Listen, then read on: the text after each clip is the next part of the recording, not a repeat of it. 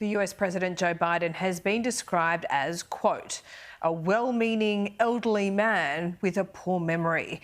And he couldn't remember when he was vice president. It was said by the US Special Counsel investigating the mishandling of classified documents. Our Sky News Washington correspondent Annalise Nelson joins us live now. Annalise, he's not going to face charges, but that is an extraordinary attack on a US president and really puts in black and white what a lot of people must be thinking.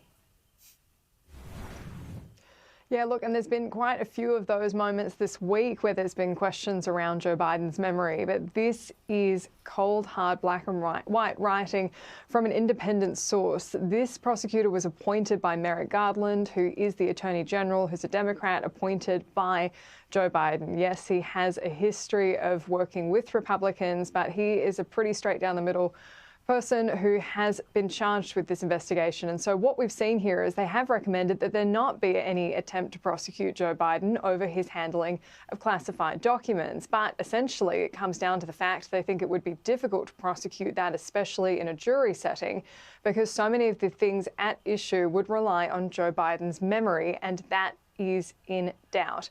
So this is being spun both ways by both sides of politics quite quickly. Joe Biden today at an event was very quick to come out and celebrate the result. Special counsel acknowledged I cooperated completely. I did not throw up any roadblocks. I sought no delays. In fact, I was so determined to give special counsel what they needed, I went forward with a 5-hour in-person interview over the 2 days of October the 8th and 9th last year, even though Israel had just been attacked.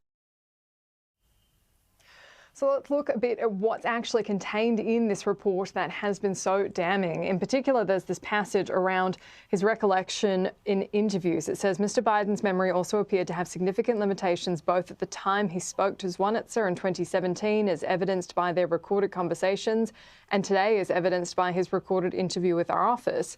Mr. Biden's recorded conversations with Zwonitzer from 2017 are often painfully slow, with Mr. Biden struggling to remember events and straining at times to read and relay his own notebook entries.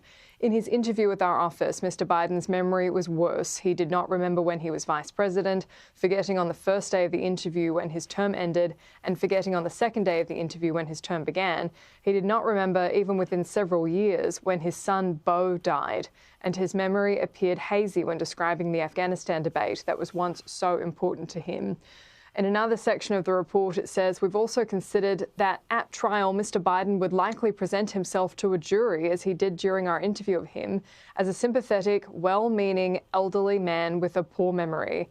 Based on our direct interactions with and observations of him, he is someone for whom many jurors will want to identify a reasonable doubt. It would be difficult to convince a jury they should convict him, by then a former president well into his 80s, of a serious felony that requires a mental state of willfulness.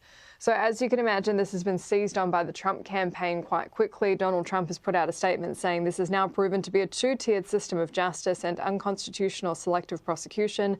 The Biden case is 100 times different and more severe than mine. I did nothing wrong, and I cooperated far more. What Biden did is outrageously criminal. He had 50 years of documents, 50 times more than I had, and willfully retained them. I was covered by the Presidential Records Act. Secret Service was always around, and GSA delivered the documents. Deranged Jack Smith should drop this case immediately. Election interference. Donald Trump referring to his own case that he's got around the classified documents he kept at Mar-a-Lago. Nonetheless, Joe Biden's campaign is spinning this as a positive. They say that they've shown they've been transparent, and so there's nothing else to talk about. As the special counsel wrote, and I quote, several material distinctions between Mr. Trump's case and Mr. Biden's are clear. And by the way, this is a Republican counsel. Most notably, after given multiple chances, this is the continuation of the quote, he returned classified documents and avoided prosecution. Mr. Trump allegedly did the opposite. Laura, remember, this is all in the context of Joe Biden seeking another 4 years in office. We're not just talking about his ability to continue in the job now.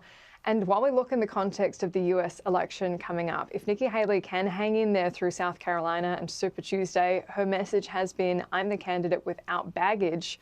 This very much goes to that argument for her campaign to continue to prosecute. Yeah, it's going to be a hell of a year. Annalise, thank you.